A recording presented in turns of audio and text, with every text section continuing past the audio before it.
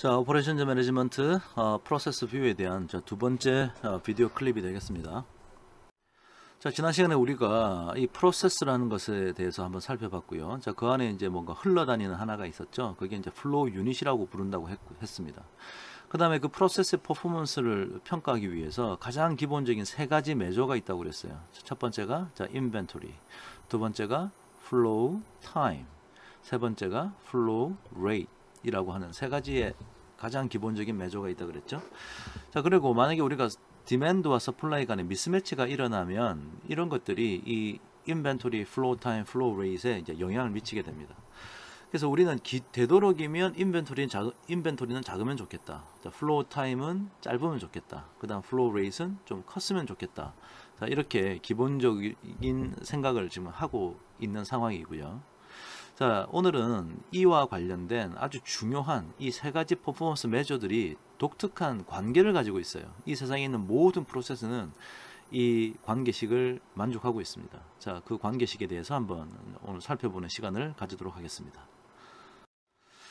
자, 그 관계식이 이름이요. 자, 리틀이라는 학자가 만든 리틀 질러인데, 먼저 여러분 고등학교 때 학창 시절에 아마 뉴턴의 법칙 이런 거 좀 배웠을 거예요.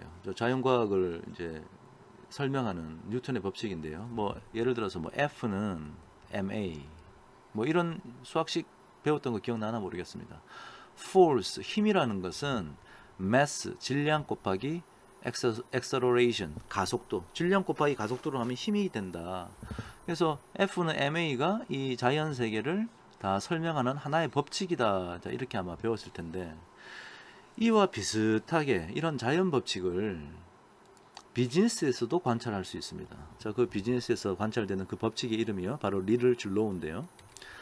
리틀 줄로우는 이렇습니다. 간단하게 말하면 I는 R 곱하기 T다. 자, I는 인벤토리를 말하는 거고요. R은요, 플로우 레이스를 말하는 거고, T는 플로우 타임을 말합니다. 자, 우리가 아까 배웠던 세 가지의 가장 기본적인 프로세스의 퍼포먼스를 나타내는 매저들이죠. 자, 그래서 I는 RT, 이것을 일단 기억을 좀 할 필요가 있고요. 자, 이것은 어떤 우리에게 시사점을 주느냐. Out of the three fundamental performance measures, I, RT, 이 셋 중에 two can be chosen by management. 두 가지를 우리 경영진이 결정하면 나머지 하나는 the other one is given by nature. 그냥 자연스럽게 결정납니다. 자, 일단 자, 예를 한번 들어보면요. 만약에 우리가 if hold throughput, 즉 flow rate라는 것을 우리가 constant, 고정시키겠다. 만약에 이 flow rate를 고정을 시켰다고 생각해 봅시다. 우리 프로세스에서. 그러면 우리가 reducing inventory, 만약에 인벤토리를 낮추게 되면, 자, 요거는 그냥 고정되어 있고요. 인벤토리를 낮추게 되면 자연스럽게 플로우 타임이 줄어들게 되겠죠. 이렇게 플로우 타임이 줄어들게 될 겁니다. 반대로 우리가 플로우 타임을 느리게 되면 그럼 인벤토리가 또 늘어나겠네요. 즉 요 인벤토리와 플로우 타임의 이런 관계가 자연스럽게 정해진다는 거예요. 자, 그러면 여러분은 이제 궁금할 텐데, I는 RT가 왜 이게 성립하느냐? 이거 무조건 외워야 되는 거냐? 글쎄요, 이걸 이제 증명하는 것은 이 리틀이라는 학자의 이 주장을 제일 처음에 보면, 이게 증명하는데 사실은 미분, 적분 이런 걸 사용해 가지고 증명하는데 좀 아카데믹하게 증명하는 방법이 있습니다. 자, 근데 사실 생각해 보면 이건 직관적으로도 이해할 수 있는 거예요. 자, 한번 해볼게요, 제가. 자, 뭔가 인풋이 들어가요. 근데 인풋이 들어가자마자 바로 나오는 게 아니고 이렇게 진행 중인 게 있겠죠. 그래서 앞에 있는 진행 중인 게 있으면 그 후속으로 들어가는 거는 그 뒤에 줄을 쓸 겁니다. 이렇게 그 뒤에 줄을 서서 쭉쭉쭉 나가다가 이제 하나씩 저 오른쪽 끝에 있는 것부터 하나씩 바깥으로 튀어나가겠죠. 자, 그럼 여기서 한번 생각해 볼게요. 만약에 내가 자, 이 flow rate R을 예를 들어서 100개를 나가게 하겠다. 100 units per day. 자, 하루에 100개를, 자, 여기를 쳐다본다 그랬죠? 여기를 쳐다보는데 하루에 100개가 밖으로 튀어나오고 있다. 그러면 제가 하나 물어볼게요. 이 안에 이 프로세스에 들어갈 때 하루에 몇 개씩 들어가야 될까요? 시간이 지나도 늘 하루에 100개씩 이 아웃풋, 이 플로우 유닛이 프로세스 바깥으로 나오려면 하루에 100개씩 들어가야 될 겁니다. 즉 하루에 100개, 즉 플로우 레인만큼 들어가야지만 시간이 지나도 하루에 100개씩 밖으로 튀어나올 수 있을 거예요. 만약에 R보다 작은 게 들어가면 어떻게 될까요? 하루에 100개씩 밖으로 나오는데 하루에 100개보다 작은 수량이 이 프로세스 안으로 들어가면 언젠가는 이 프로세스가 이 쪼그라들겠죠. 안에 아마 텅텅 비게 될 겁니다. 그래서 하루에 100개가 나올 수가 없어요. 반면에 하루에 100개씩 밖으로 나오는데 하루에 뭐 101개씩 들어간다. 그러면 어떻게 될까? 시간이 가면 갈수록 이 프로세스가 점점 뚱뚱해지다가 터져버리겠죠. 자, 그러면 하루에 100개가 안 나오게 되겠죠. 자, 그러니까 무조건 하루에 100개가 밖으로 나오려면 하루에 100개씩 안에 들어갔어야 됩니다. 자, 그 다음에 이 플로우 유닛이 앞에 하나가 쑥 들어가는 순간부터 밖에 튀어나올 때까지 걸리는 시간, 이 걸리는 시간을 우리가 뭐라 불렀죠? 플로우 타임이라 불렀지 않습니까? 시간의 개념 T. 그러면 하나 들어가서 이 프로세스를 흘러다니다가 나올 때까지 T의 시간이 걸리면 어느 특정한 이 플로우 유닛 이후에 들어갔던 애들은 밖으로 절대 튀어나올 수가 없겠죠. 왜냐하면 제가 색깔 칠한 플로우 유닛이 이 프로세스 안에 존재하고 있으니까. 자, 그러면 이 안에는 몇 개가 들어있을까요? 이 안에 하나가 들어가서 T의 시간을 보내고 있는데 그 후속으로 단위 시간당 R개씩 들어가. 그럼 이 안에는 우리가 이 프로세스 내에 존재하는 플로우 유닛의 개수가 인벤토리 I라고 했는데 결과적으로 I는 뭐가 될까요? 그래요. T 시간 동안 R개가 들어간 거죠. 자, 그러니까 I는 RT란 말이 맞는 겁니다. 그럼 직관적으로 가만히 생각해 보면 그런 거죠. I는 RT. 자, 그래서 이 리들즈 로우를 직관적으로 해석하는 법을 제가 설명을 드렸습니다.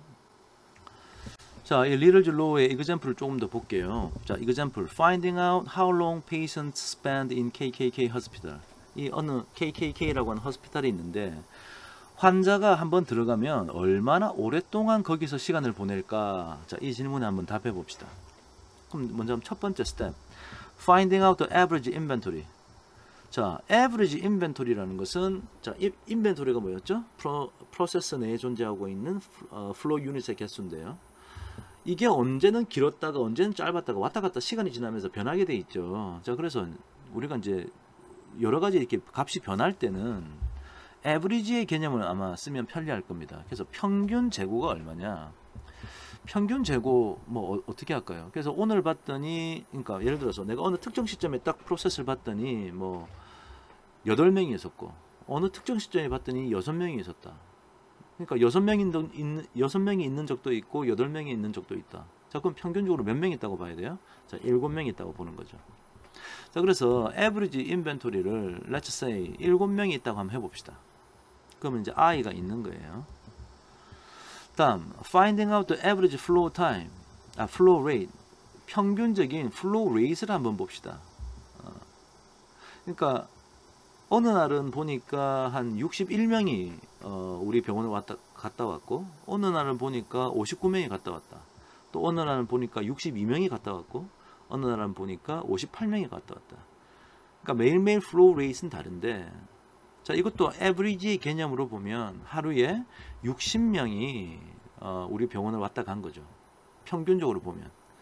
자, 그래서 one day에 60명이라는 것을 그냥 단위를 시간 단위로 나누니까 7.5가 되었다. 이렇게 한번 해봅시다. 그러니까 하루에 몇 시간인지는 이 식을 보면 여러분 대충 파악이 될 텐데요. 그러니까 지금 평균적인 inventory rate R을 우리가 조사할 수 있을 겁니다. 그러면 평균적으로 우리 병원에 환자가 한번 들어오면 얼마나 오랜 시간을 머물다가 이 병원을 떠나게 될까요? 즉 플로우 타임의 개념으로 보면 I는 RT라고 했으니까 I하고 R을 알고 있으니까 T는 I 나누기 R 이렇게 되겠네요. 그래서 인벤토리 나누기 플로우 레이트 하니까 7 patients 나누기 7.5 patients per hour 하니까 이제 hour만 남겠죠. 단위는. 그 다음 숫자가 남을 겁니다. 0.933hour니까 이걸 또 분으로 나누니까 한 56분. 우리 병원은 환자가 한번 들어오면 평균적으로 56분 있다 떠나는구나. 우리 병원이 이렇다면요. 다른 병원은 예를 들어서 뭐 1시간 30분을 머물다가 떠난다. 자, 그러면 우리 병원이 같은 일을 처리하는데 훨씬 더 효율적인 거죠. 자, 그래서 I는 RT라고 하는 이 리틀즈 로우만 알고 있어도 우리는 뭐 플로우 타임을 컴퓨터로 계산해서 어느 환자가 언제 들어와서 언제 나간다를 모두 다 조사해서 평균을 내는 방법도 있지만 그냥 I와 R만 알면 자연스럽게 이 T를 우리가 알 수도 있다라고 아마 생각할 수 있을 겁니다. 자, 우리는 이제 I는 RT라고 하는 리틀즈 로우를 봤는데요. 자, 이것을 이제 우리 현실의 삶에 한번 적용시켜서 한번 좀 도움을 받아볼까 합니다. 자, 그러기 위해서 이번에 어떤 상황을 좀 논의를 할 거냐면 좀 이따가 다음 슬라이드에 나오는 것이 어느 백화점이나 혹은 뭐 그로서리 체인 좀 생필품을 사는 뭐 우리나라로 같으면 이마트, 뭐 홈플러스 뭐 이런 곳을 말하는데요.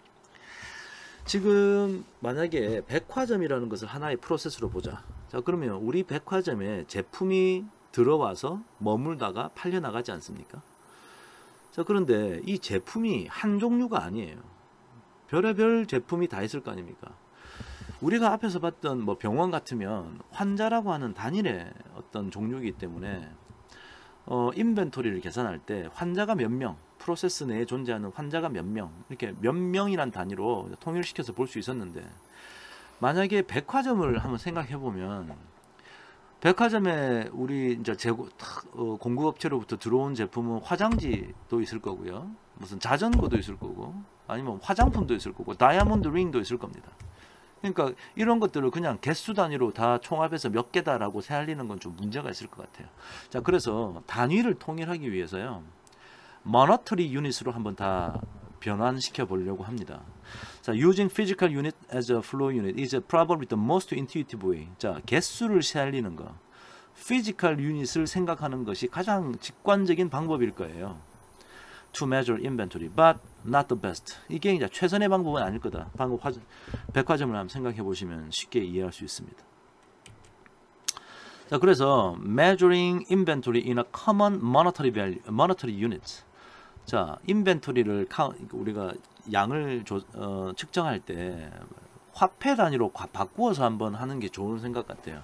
자, 이렇게 되면 aggregation of inventory across different product. 다른 종류의 제품에 대해서도 인벤토리를 통합해서 우리가 아마 측정할 수 있을 것 같아요. 그러니까 뭐 다 돈 단위로 바꾸는 거죠. 화장지 얼마, 다이아몬드 링 얼마, 자전거 얼마, 뭐 화장품 얼마. 자, 이게 몇 개 있으니까 총합하러 하면 현재 우리 백화점의 인벤토리는 뭐 몇 달러 이렇게 하나의 단위로 통일시킬 수 있겠죠. 자, 그렇게 모니터리 밸류로 딱 변환을 해서 한번 이 두 디파트먼트 스토어를 한번 비교해 보려고 합니다. 자, 오른쪽에 보이시는 것은 월마트, 여러분이 잘 알고 계시는 세계적인 그런 미국의 뭐 창고형 매장이고요.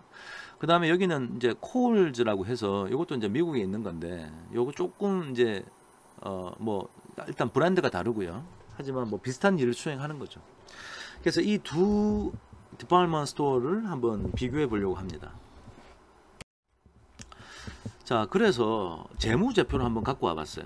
자, 그래서 파이낸셜 스테이트먼트인데요. 자, 이게 어느 특정 해에 이 콜즈라는 곳과 월마트라는 곳에 그 파이낸셜 스테이트먼트에 나와 있는 기록들을 한번 조사해 봤습니다. 자, 먼저 레버뉴가 나오네요. 레버뉴는 제품의 가격 곱하기 판매 개수 이거 곱하면 되는 거죠. 자, 그래서 요거는 18391 밀리언 달러즈 이고요. 요거는 418 뭐 952 뭐 밀리언 달러. 지금 보니까 일단 공이 하나 더 붙었네요. 월마트는 훨씬 더 매출액이 큽니다. 왜냐? 매장이 많거든요. 미국 전역에 매장이 더 많고 물건도 많이 팔리고, 자, 그래서 매출액이 많습니다. 자, 그 다음에 여기 나와 있는 것은 cost of goods sold라고 해서 우리가 이제 COGS라고도 부르기도 합니다. 미국 사람들은 COGS, cost of goods, 이게 회계 용어인데요. 코스트 오브 굿즈 솔드는 그냥 쉽게 얘기하면 뭐 매출 원가 생각하시면 될 것 같아요. 이 제품들이 우리 이 디파트먼트 스토어에 들어와서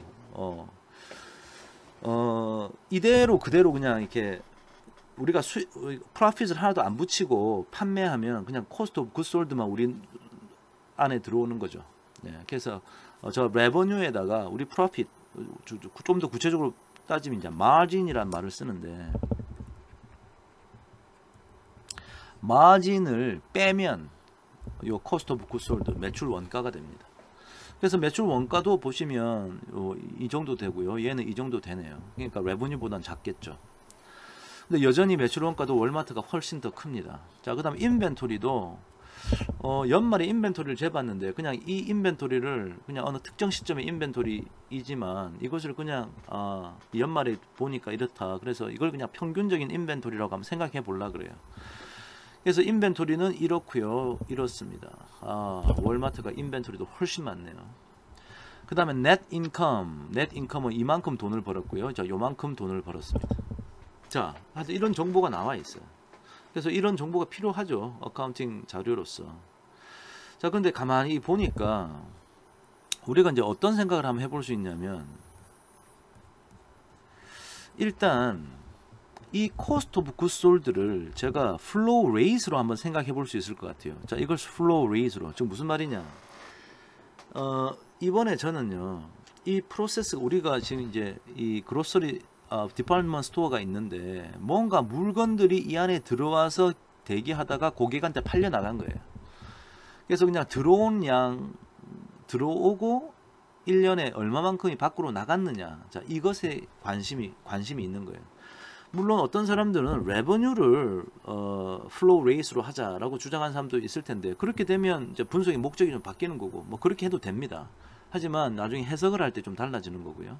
저는 오늘 수업 시간에는 플로우 레이스를 코스트 오브 굿즈 솔드로 할게요. 왜냐하면 이 매출 원가만큼의 제품이 우리 매장에 들어왔다가 그대로 하여튼 이만큼의 물건이 밖으로 나갔다 라는 차원에서 생각하고 싶어요.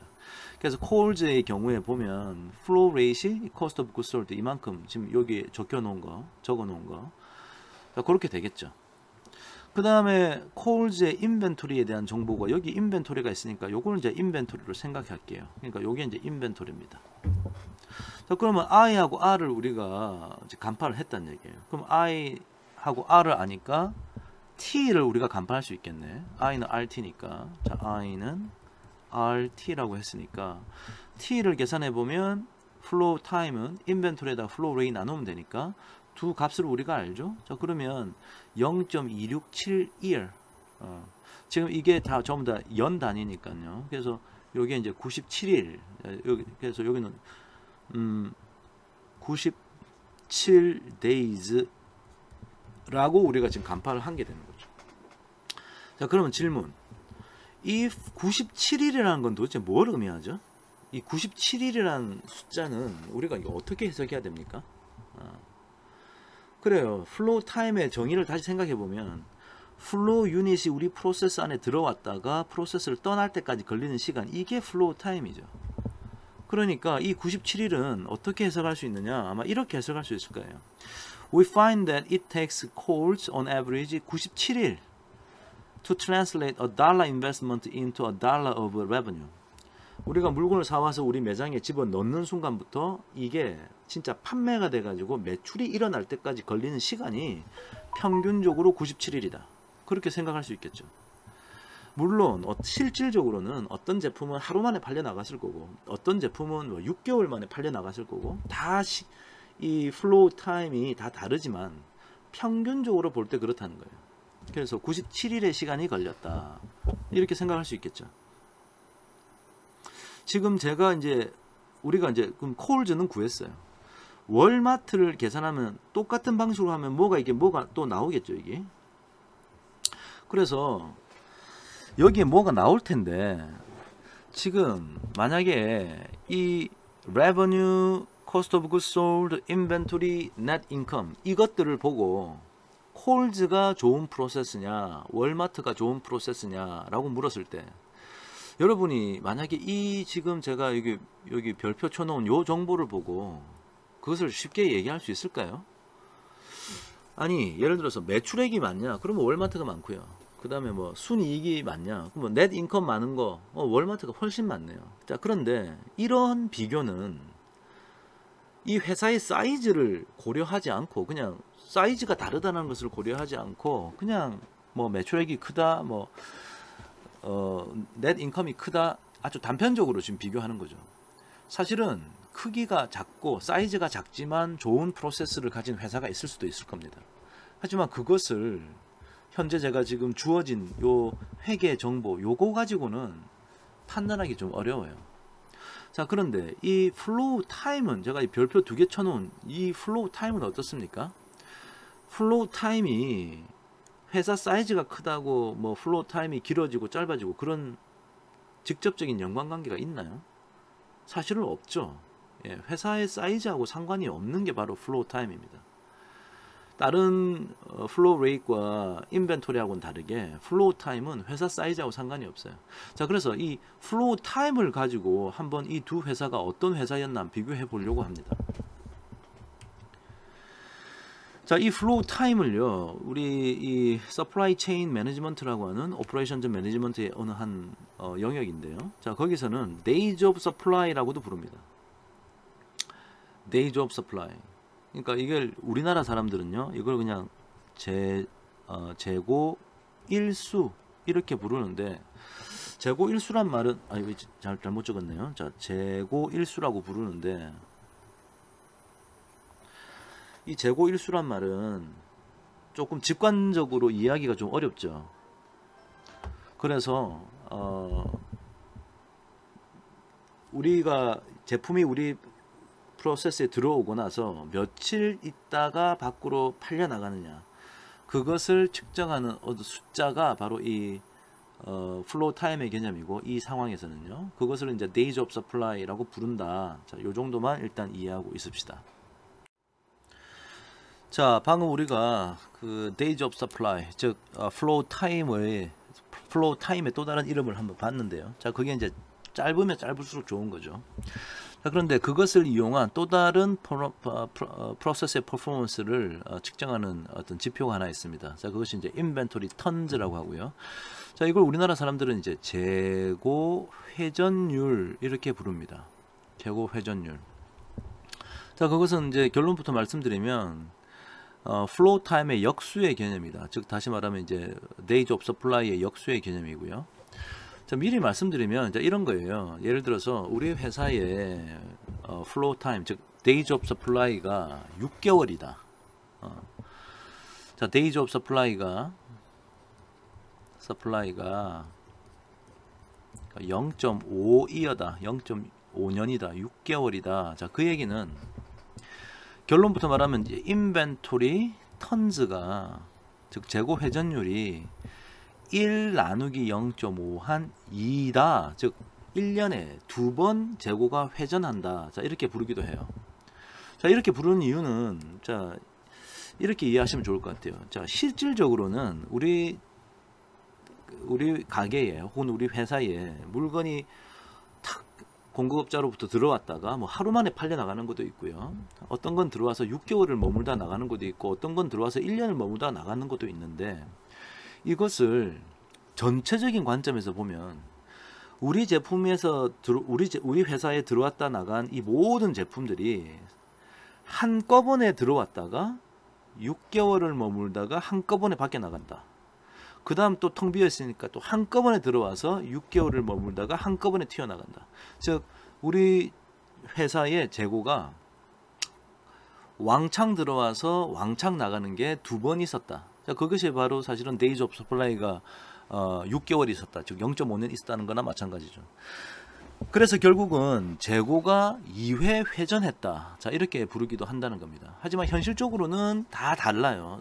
그러니까 어떤 거는 하루 만에 팔려 나갔고, 어떤 건 6개월 만에, 어떤 거는 뭐 10개월 만에 팔려 나갔지만, 이것을 그러니까 전체적인 관점으로 이 퍼포먼스를 측정하려고 하다 보니까 전체가 들어와서 얼마나 머물다가 전체가 나가느냐. 자, 그래서 days of supply가 뭐 6개월이다라는 얘기는 인벤토리 턴즈가 2회다, 1년에 2회다 이렇게도 부를 수 있다. 자, 그러면 인벤토리 턴즈는 높은 큰 게 좋아요, 작은 게 좋아요? 큰 게 좋겠죠. 자주 들어와서 자주 나가고, 그죠? 즉 재고가 금방금방 회전이 된다. 그래서 금방금방 팔려 나간다. 이게 더 좋은 겁니다. 그래서 코올즈의 경우는 인벤토리 턴즈가 아까 보니까 인벤토리 턴즈가 이 연 단위로는 0.267이었잖아요. 그러니까 1 나누기 0.267 하니까 즉 3.74 이게 또 데이로 바꾸니까 이렇게 되고 그러다 보니까 3.74회 이 회전을 했다. 뭐 이렇게 측정이 되겠죠. 자, 그래서 방금 우리가 했던 것을 아마 여러분 스스로도 이제 월마트에 대해서도 아마 할 수 있을 겁니다. 그래서 월마트 대해서 해보면 각자 한번 해보세요. 그러면 월마트가요 훨씬 더 높은 인벤토리 턴을 가지고 있어요. 여러분 직접 계산해 보시면. 자, 그래서 야 이거는 과연 뭘 의미하느냐? 월마트가 뭐 사이즈가 크고 매장이 많아서 정말 우수한 기업이었던 게 아니라 사실은 인벤토리 턴으로만 봐도 훨씬 더 재고 회전율이 높은 회사, 즉 오퍼레이션이 즉 이 월마트라는 회사에서 일어난 일들이 훨씬 더 효율적으로 일어났다는 얘기예요. 이 재고 회전율이 낮다는 얘기는 예를 들어서 우리가 공급업자로부터 물건을 사왔는데 그때부터 우리 물건이 됐는데 이게 예를 들어서 뭐 어떤 항구에서 아주 오랫동안 거기에 머물고 있다가 겨우겨우 우리 회사에 이제 들어와 가지고 재고 관리하는데 시간이 한참 보낸 다음에 천천히 나중에 팔려 나갔다면 오퍼레이션이 그렇게 효율적인 게 아닌 게 되죠. 그래서 이제 사람들이 월마트가 왜 이렇게 높은 재고 회전율을 가지고 있었냐 조사를 해봤더니 다른 회사에 비해서 이런 노력을 기했더라. 이런 노력을 기하고 어떤 경영상의 다른 전략을 썼던 것이 아주 우수한 회사로 세계적으로 유명한 회사로 만들었던 것이 아니냐. 자, 이렇게 이제 사후적으로 판단을 할 수도 있고요. 그래서 결론은 이런 인벤토리 턴즈를 통해서 이런 기업의 어떤 프로세스의 효율성을 판단할 수 있다. 자, 이렇게 보시면 되겠습니다. 자, 방금 우리가 이제 인벤토리 턴즈라는 용어도 봤는데, 자, 우리는 이 인벤토리에 관심이 많아요. 그럼에도 불구하고 인벤토리는 인벤토리를 안 가지면 좋겠다고 생각할 수도 있겠지만 인벤토리는 어쩔 수 없이 가지게 됩니다. 그리고 그 인벤토리에 의해서 우리가 지불하게 되는 저 인벤토리 홀딩 코스트는 그냥 예를 들어서 뭐 다른 형태로 우리 회사의 자산으로 가지고 있는 것보다 훨씬 더 우리가 민감하게 대응을 해야 돼요. 그 이유는 인벤토리 홀딩 코스트가 다른 어떤 재무적인 어떤 비용보다 훨씬 더 높아요. 어떤 측면에서 그러냐? 밑에 보시는 바와 같이 인벤토리는요, obsolete, 그러니까 쓸모 없어질 수도 있습니다. 즉 새로운 신기술이 나와서 신제품이 나온다. 그러면 old 테크놀로지로 만들어진 우리 인벤토리가 무용지물이 되는 경우도 있을 거고요. perish, 상해서 없어질 수도 있습니다. 뭐 우유나 뭐 낙농 제품, 꽃, 야채 이런 걸 생각해 보시면 재고를 오래 갖고 있으면 상해서 이제 가치가 떨어지는 거죠. disappear, 사라질 수도 있어요. 도둑을 맞을 수도 있고요. 뭐 화재가 나서 다 소실될 수도 있습니다. 자, 그러니까 그런 거 피하려고 우리가 보험도 드는 거고 우리가 추가적인 또 뭐 시큐리티 시스템도 달고 뭐 이런 거 아닙니까? 그게 다 비용이라는 거죠. 그 다음에 스토리지 스페이스를 이제 필요로 하게 되니까 창고 렌트비도 들 거고요. 그 창고 렌트비가 들고 또 창고 관리자도 우리가 고용해서 써야 되고 뭐 냉장고를 돌려야 되면은 전기세도 막 추가로 들어야 되고 그러니까 비용이 많이 들게 되는 거예요. 그 다음에 less tangible cost를 유발하게 됩니다. 그러니까 tangible cost라는 건 손으로 만질 수 있고 명확하게 눈에 보인다는 얘기인데 less tangible한 코스트들이 뭐 어떤 게 있느냐 나중에 알고 보면 that resulted from increased wait time, waiting time을 증가시키거나 lower quality, 퀄리티를 떨어뜨리는 이런 면들이 있어요. 그러니까 지금은 잘 이해가 안 되겠지만 나중에 우리가 오퍼레이션즈 매니지먼트의 어떤 세부 주제로 퀄리티 매니지먼트라는 주제를 다루게 될 텐데 그때 되면 이게 재고가 많이 쌓여 있으면서 우리 제품의 퀄리티가 떨어지네 뭐 이런 거를 이제 우리가 발견하게 될 겁니다. 그러니까 지금은 잘 이해가 되지 않아도 나중에 퀄리티 매니지먼트 주제에서 제가 좀 부연 설명을 더 하도록 할게요. 자, 그래서 이제 재고 비용이라는 게 상당히 중요하다. 자, 그럼 이제 재고 비용에 대해서 이제 어떤 또 개념이 있느냐? per unit inventory cost라는 개념이 있어요. 이 말은 제품을 하나 파는데 그 제품 유닛 하나에 과연 어느 정도의 인벤토리 코스트가 반영되었다라고 볼 수 있느냐. 자, 이것을 한번 측정해 보자는 거예요. 그래서 이 per unit inventory cost는요. 1년 동안 우리가 인벤토리 코스트 쓴 거에다가 1년 동안의 인벤토리 턴을 나누면 이게 요 아이템으로 제품 하나당 유닛 하나당 재고 비용이 얼마만큼 들었냐. 자, 이런 계산을 할 수 있게 됩니다. 방 밑에 이제 보시면 이제 얘가 나오는데요. 이렇게 한번 미리 이제 말을 한번 설명을 한번 해보고 한번 시작해 볼게요. 예를 들어서 1년 동안 인벤토리 코스트 얼마 썼다를 어떻게 집계하면 좋을까요? 1년 동안 우리가 총 얼마를 썼는지. 1년 동안 총 쓴 돈은요. 1년 동안 창고비 낸 거, 1년 동안 보험료 낸 거, 1년 동안 시큐리티 피 낸 거, 뭐 각종 비용을 우리가 막 집계를 할 거 아니에요. 그래서 1년 동안 재고 관리 비용으로 얼마만큼 썼다. 직원 인건비도 얼마만큼 주고. 그러면 1년 동안 재고 관리 비용이 나올 겁니다. 그런데 1년 동안 우리가 제품이 들어왔다 나갔다를 여러 번 했다면 제품 하나하나당 그걸 나눠줘야겠죠. 자, 그래서 그런 개념으로 한번 접근해 볼 건데요. 자, 얘는 보면 Consider a retailer of consumer electronics who has annual inventory cost. annual inventory cost가 30%다. driven by financial cost and obsolescence. 뭐 financial cost나 obsolescence 물건이 뭐 사라지고 이런 것들을 비용을 다 계산해 보니까 30%다 했는데 이게 무엇의 30%냐면 30% of cost of goods sold를 말하는 겁니다. 그러니까 우리 마진을 빼고 그냥 제품 원가의 30% 정도가 인벤토리 비용이더라 라고 이제 우리가 알고 있다 칩시다. Assuming the retailer turns its inventory about 4 times per year. 1년에 4번 인벤토리 턴이 일어난다. 그러면 한 번 일어날 때마다 그러니까 1년 내도록 30%였으니까 4번 인벤토리 턴이 일어났으니까 한 번 인벤토리 턴이 일어날 때 7.5% 정도의 인벤토리 코스트가 코스트 오브 굿솔드에서 반영이 되었다. 이렇게 볼 수 있겠네요.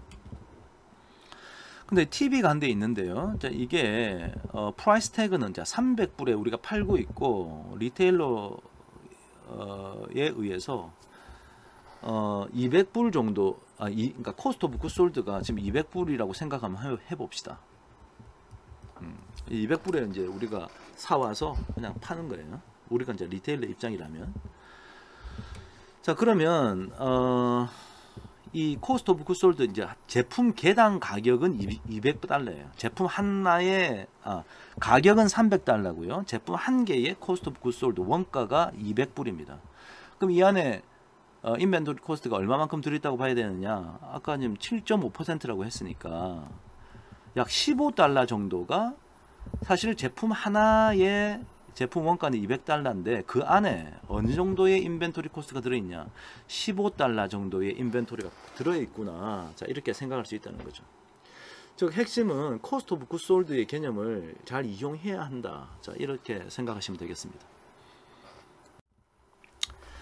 자, 그래서 이제 인벤토리 때문에 이제 비용이 발생하고 우리가 막 인벤토리 코스트 계산해 봤는데 우리는 왜 인벤토리를 가져야 할까? 자, 크게 보면 다음과 같은 5가지 이유 때문에 그렇습니다. 제가 간단하게 좀 설명을 드릴게요. 이 하나하나가 우리가 이제 이번 학기에 공부하게 될 주요한 내용들인데요. 자, 오늘은 그냥 피지컬리 물리적으로는 그냥 재고로 갖고 있는 제품 하나다 이라고 볼 수 있지만 그 재고를 가지고 있을 수밖에 없는 이유를 생각해 보면 이렇게 5가지 이유가 있다. 자, 이렇게 생각하시면 되겠습니다. 자, 먼저 첫 번째 파이프라인 인벤토리의 개념은요. 제로 인벤토리가 가능하냐 한번 생각해 보면 당연히 우리가 그럴 수 없어요. 자, 이게 프로세스인데 인벤토리라는 것은 프로세스 안에 들어 있는 플로우 유닛의 양이죠. 만약에 재고가 제로다. 그 얘기는 이 프로세스가 존재하지 않는다는 얘기예요. 그러니까 어쩔 수 없이 재고를 가질 수밖에 없죠. 두 번째, 시저널 인벤토리의 개념인데 capacity is rigid and demand is variable. 이 말은 무슨 얘기냐? 시간, 이게 만약에 time이라고 따지면요. 여기에 뭐 quantity라고 한번 해볼게요. 수요가 만약에 계절적으로 이렇게 변한다고 한번 생각해 보세요. 이게 이제 demand다. 그러면 demand와 supply를 매칭시키는 것이 우리의 궁극적인 골이기 때문에 supply를 이렇게 똑같이 되도록 하면 좋을 것 같은데 현실적으로 그게 쉽지 않습니다. 왜냐? supply, 우리의 생산 능력이라는 것은 공장의 개수, 뭐 기계 장치의 개수에 따라 달라져요. 근데 우리가 마음대로 뭐 수요가 많을 때는 기계 장치를 늘렸다가 수요가 없다고 기계를 다 팔 수는 없잖아요. 그러니까 보통 생산 캐파시티는 이렇게 고정돼 있다는 거지. supply는 고정돼 있다. 자, 그러면 이제 어떤 일이 일어나느냐? 요때는 재고가 쌓이고 이 재고를 여기다 사용해야 되는 거고요. 요때도 재고가 쌓일 거야. 왜냐하면 디맨드보다 서플라이가 크니까. 그럼 요 재고를 또 요때 이제 고객에게 팔겠죠. 자, 이런 식으로 어쩔 수 없이 시즈널 인벤토리를 가질 수밖에 없다. 다음, 사이클 인벤토리라는 개념인데요. 사이클 인벤토리는 그림으로 살짝 그리면 이게 시간인데 타임이라고 따지면 여기 인벤토리 레벨이 제일 처음에 여기 있다가 점점점 수량이 줄다가 바닥이 났네? 그럼 물건 모자라네? 그럼 물건 사와. 또 줄줄 팔다가 또 사와. 뭐 이런 식으로 계속 반복될 거란 말이죠. 물론 이 그림은 단위 시간당 판매되는 수량이 뭐 일정하다라는 가정을 쉽게 뒀는데요. 이때 물건이 바닥이 나서 물건을 사온 이 높이는 뭐겠어요? 이 높이는. 자, 이 높이는 이제 order quantity, 주문의 수량이 되겠네. quantity. 물건이 바닥 났으니까 협력업체로부터 물건을 사왔겠죠. 그리고 요 기울기는 뭔가요? 수요가 일어나는, 즉 재고량이 떨어지는 저 기울기는 바로 수요율, demand rate이 되겠네. demand rate. 즉 단위 시간당 몇 개 사간다 이 뜻이 되겠습니다. 자, 그런데 요런 식의 변화가 일어나는 곳이 A고 또 다른 회사는 만약에 똑같은데 요런 식으로 훨씬 더 작은 삼각형으로 운영된다고 생각해 봅시다. A 회사나 B 회사나 수요율은 똑같아요. 이 점선의 기울기는 똑같으니까 단위 시간당 몇 개를 사가는 건 마찬가지인데 재고를 관리하는 행태가 좀 다르죠. 어떤 차이가 있습니까? A는 평상시에 재고를 많이 갖고 있어요. 삼각형이 크다는 얘기가 그 얘기죠. 물론 재고의 수량이라는 건 늘 변합니다만 늘 변화하니까 이럴 때 만약에 평균의 개념을 따지면 평균은 한 이 정도 되겠네. 이 정도가 아마 average inventory가 될 거예요. 그러면 밑에 있는 삼각형은 average inventory가 이 삼각형의 절반일 거 아닙니까? average inventory. 그럼 재고 유지 비용은 누가 많이 들겠어요? A가 많이 들어. B는 작게 들겠지. 재고의 양이 작으니까. 그런데 A가 또 그렇다고 무조건 좋다고는 할 수 없어. 왜냐하면 재고를 발주해 가지고 물건을 사오는 횟수가 얘는 2번이었다면 얘는 1번, 2번, 3번 사왔지. 그죠? 즉 무슨 말이냐? 훨씬 같은 기간 동안 재고를 발주해서 물건을 사오는 횟수가 더 B인 경우가 훨씬 많죠. 물건을 발주해서 사오려고 그러면 트랜스포테이션 코스트가 들어. 물류비가 든다고. 그러니까 물류비도 돈이기 때문에 즉 A라는 회사는 물류비의 차원에서는 오히려 더 우수한 회사인데 재고 유지 비용으로는 재고를 관리하는 비용은 좀 더 많이 드는, 즉 좋은 게 있고 나쁜 게 있는 겁니다. 그래서 나중에 우리는 이 두 가지 경우를 좀 비교해 보면서 또 다른 이제 결정을 해야 되는 거예요. 즉 최적의 발주 주기는 어떻게 돼야 되고 한 번 주문할 때 주문의 수량은 어느 정도 해오는 것이 가장 좋으냐. 자, 이런 질문을 해야 됩니다. 자, 그런데 이제 오늘은 그건 나중에 얘기할 거고 오늘은 사이클 인벤토리라는 것이 존재할 수밖에 없다. 지금 보시면 삼각형이 계속 반복적으로 일어나고 있어요. 즉 사이클을 가지면서 재고를 가질 수밖에 없다. 재고가 많았다가 줄어들었다가 많았다가 줄어들었다가 이렇게 할 수밖에 없다. 이 상황은 to take advantage of scale economies in operation. scale economies, 즉 뭐 규모의 경제를 실현하려고 한 번 사올 때 A 회사, B 회사 비교해 보면 B 회사에 비해서 A 회사는 한 번 사올 때 많이 사오죠. 그 얘기가 트럭 로드로 사왔다는 얘기야. 이게 트럭 로드의 약자 TL이 그런 건데요. 트럭 로드로, 즉 트럭을 꽉 채워서 사왔기 때문에 많이 사온 거고, 얘는 less than 트럭 로드의 약자입니다. 한 번 트럭에 갔는데 조금만 사온 거야. 그러니까 트럭에 텅 빈 공간이 많은 거지. 그러니까 B라는 회사가 그런 상황이죠. less than 트럭 로드로 사오니까 자주 사와야 되는 거였어요. 자, 뭐 어느 경우건 간에 하여튼 어쩔 수 없이 사이클 인벤토리를 가질 수밖에 없다. 재고가 많았다가 줄어들었다, 많았다가 줄어들었다. 자, 그런 얘기고요. 자, 디커플링 인벤토리, 이 얘기는 만약에 어떤 프로세스가 있고, 그 다음에 어떤 프로세스가 있고, 그 다음에 어떤 프로세스가 있고, 그 다음 나가는데, 만약에 이 프로세스가 예를 들어서 시간당 50개 만들 수 있고, 얘는 시간당 100개 만들 수 있고, 얘기는 시간당 70개 만들 수 있다. 그럼 이 전체 프로세스는 시간당 몇 개 만들 수 있을까요? 그렇습니다. 시간당 50개밖에 못 만들어요. 왜냐하면 제일 첫 단계에서 50조금밖에 안 주니까 그 다음에 흘러다니는 게 50개밖에 안 흘러다니는 거죠. 50개밖에 안 흘러다녀서 그렇죠. 그 얘기는 중간에 있는 시간당 100개 만드는 이 장치는 뭐 쓸데없이, 그러니까 자기 능력을 100% 발휘 못하고 놀고 있게 되는 거예요. 자, 그래서 이럴 때는 어떻게 하느냐, 요 기계 장치 하나 더 놓으면 이렇게 되면은 시간당 100개를 처리할 수 있겠네요. 이 중간에 있는 것이 시간당 100개가 만들어지니까. 만약에 이게 50이 아니고 이게 60이었다. 60 되면 시간당 120개가 그 다음 단계로 넘어가는 거죠. 그러면 자연스럽게 여기 이렇게 재고가 이렇게 쌓여 나갈 겁니다. 이 재고가 쌓여 나가는 거죠. 이렇게 재고가 쌓임으로 인해서 이 첫 번째 단계는 첫 번째 단계대로 자기 능력껏 일하고, 두 번째 단계는 두 번째 단계대로 자기 능력껏 일을 할 수 있게 되는 거예요. 만약에 이 재고가 없다면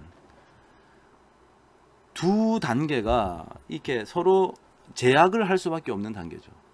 제약을 할 수밖에 없는 상황이 됩니다.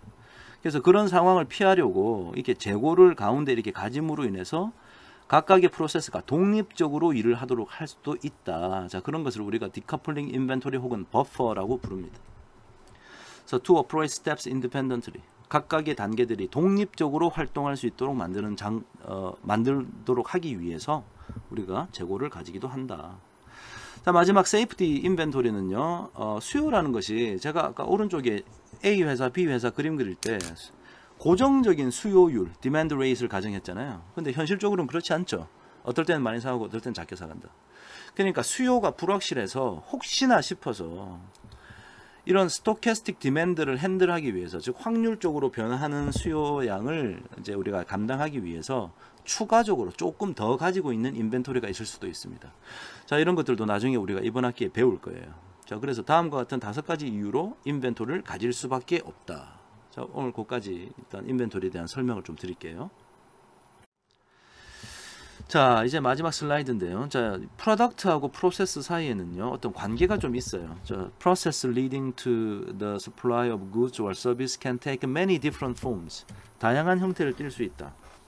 자, 그래서 이 그림은 프로세스의 어떤 종류를 크게 job shop, batch process, worker paced line, machine paced line, continuous process 이렇게 되어 있고요. 자, 오른쪽으로는 재고의 판매, 우리가 생산하는 물건의 양이 low volume이냐, medium volume, high volume, very high volume이라 되어 있어요. 자, 그리고 여기 뭐 여러 가지 이제 예들을 적어놨는데, 먼저 잡샵부터 한번 봅시다. 자, 잡샵이라는 건 예를 들어서 옛날 무슨 가내 수공업 하듯이 어느 한 지점에, 어느 한 장소에서 몇 사람이 모여서 거기서 뚝딱뚝딱 물건을 만드는 거예요. 그래서 그 물건이 다 끝나고 나면은 이제 그 물건 팔고, 다시 이제 텅 빈 공간에서 새로운 주문이 들어오면 처음부터 뭐 다시 물건을 만드는 거죠. 그러니까 어떤 거대한 기계화된 공장이 아니라 간의 수공업처럼 뭐 예를 들어서 뭐 스포츠카, 뭐 이탈리아에 있는 스포츠카도 뭐 그런 식으로 제조를 하잖아요. 자, 그런 스타일의 제조 프로세스를 우리가 잡샵이라고 합니다. 자, 배치 프로세스는 뭐냐면 이 배치란 말을 우리가 알면 되는데요. 우리가 예를 들어서 오븐에 빵을 굽는다. 그럼 빵을 구우면 이 트레이에다가 이 빵 틀에다가 빵 반죽을 이렇게 여러 개 놓지 않습니까? 그래 놓고 이 빵 트레이를 통째로 오븐에 넣어서 빵을 굽습니다. 그러면 오븐에서 어느 일정 시간이 지나고 나서 빵이 몇 개 만들어져요? 6개가 한꺼번에 만들어지죠. 즉, 이 6개를 담은 하나의 이 빵 틀을 우리가 이제 배치라고 부릅니다. 그러니까 그룹 단위로 생산을 하는 거예요. 그래서 배치 프로세스는 예를 들어서 아까 제가 얘기했던 빵을 굽는 그 틀을 생각하시면 돼요. 그래서 어떤 프로세스를 거쳐서 물건이 나올 때 하나씩 나오는 게 아니고 6개씩 나오고 또 한참 기다리다가 그 다음 6개 나오고 한참 기다리다가 6개 나오고 뭐 이런 형태의 제조 방식. 자, 그것을 우리가 배치 프로세스라고 합니다. 그 다음에 워커 페이스드 라인은 사람이 이렇게 딱 줄 서서 여기 있는 물건이 쭉 오다가 이 사람이 작업하고 그 다음에 넘겨주면 이 사람이 작업하고 그 다음 넘겨주면 이 사람이 작업하고 그 다음 물건으로 나오는, 그러니까 작업자의 일의 속도에 맞춰서 생산 라인이 이루어지는 거. 머신 페이스트 라인은 마치 똑같은데 이게 물건이 계속 이렇게 움직이면서 가긴 하는데 이게 여기 뭐 기계 장치가 하나씩 있다고 생각해 보고요. 기계 장치가 있으면 여기 이제 컨베이어 벨트가 돌아가는 거예요. 이렇게 컨베이어 벨트가 뱅글뱅글 이렇게 여기 이제 롤러가 이렇게 있어 가지고요. 그럼 물건이 자동으로 일정한 속도에 맞춰서 쭉 흘러가겠죠. 자, 그런 것을 우리가 머신 페이스트 라인이라고 합니다. 워커 페이스트 라인, 머신 페이스트 라인. 그 다음에 컨티뉴어스 프로세스는 일종의 컨베이어 벨트인데, 여러분 뭐 TV나 뉴스 보시면 예를 들어서 완전히 전자동 해가지고 그냥 막 쉼없이 흘러다니는 프로세스 있잖아요. 그러니까 예를 들면 뭐라고 할까, 여기 뭐 사우디아라비아에서 코리아로 파이프라인을 통해서 기름을 흘린다. 기름이 멈추는 적이 없어요. 계속 흘러가는 거죠. 자, 이런 것을 뭐 컨티뉴어스하게 생산이 일어난다. 그래서 코리아에서 이 파이프라인을 탁 틀면은 이 안에 있는 석유가 연속으로 계속 나오는 거죠. 자, 이런 것을 우리가 컨티뉴어스 프로세스라고 합니다. 자, 그래서 제조 방식에 따라서 적합한 그러니까 생산량이 어느 정도냐에 따라서 적합한 제조 방식이 있다는 거예요. 즉 아주 로우 볼륨, 즉 간의 수공업에서 만드는 아주 유니크한 것들은 이 잡샵이 어울릴 것 같고요. 반면에 반대 방향으로 아주 진짜 큰 볼륨으로 아주 대량 생산을 할 때는 제품들이 전부 다 스탠다다이즈 돼 있어야 될 것 같아요. 다 표준화가 돼 있어서 다 동일한 모양으로. 아니, 간의 수공업을 할 때는 제품마다 다 달라요. 조금씩. 그런데 대량 생산할 때는 다 똑같아야겠죠. 그래서 스탠다다이즈. 그때는 아마 이 컨티뉴어스 프로세스가 오히려 적합할 겁니다. 그래서 요 안에 있는 뭐 이런 식으로 이제 적합한 것들이 있고, 이쪽에는 적합하지 않다. 즉 유니크한 제품, 로우 볼륨을 다루는데 컨티뉴어스 프로세스를 사용하지는 않죠. 그 다음에 아주 스탠다다이즈 된 그런 표준화된 제품을 대량으로 생산할 때 잡샵으로 하지를 않습니다. 즉, 적합한 생산 프로세스가 있고, 그 적합한 생산 프로세스에서 예를 들어 비슷한 제조 방식이라면 어느 한 제조 방식에서 어느 한 뭐 어떤 회사에서 우리가 발견한 문제점은 그와 비슷한 제조 방식의 다른 회사에서도 발견될 가능성이 높죠. 자, 그래서 그런 특징들이 있다라는 정도로 이해하시면 되겠습니다. It categorizes the process into one of five clusters. 5가지의 지금 제조 방식으로 좀 나눌 수 있고, similar processes tend to have similar problems. 그러니까 비슷한 프로세스는 비슷한 문제들이 있을 것이다. There exists a long-term drift from the upper left to the lower right. 이제 이 말은 무슨 얘기냐면, 옛날에는 이 동네였어요. 그런데 시간이 지나면서 점점 오른쪽 밑으로 내려오는 그런 시대적 변화가 있었다. 옛날에는 간의 수공업 했잖아요. 근데 요즘은 전자동화된 컨티뉴어스 프로세스로 제조를 하기도 한다. 뭐 이렇게 이해하시면 되겠습니다.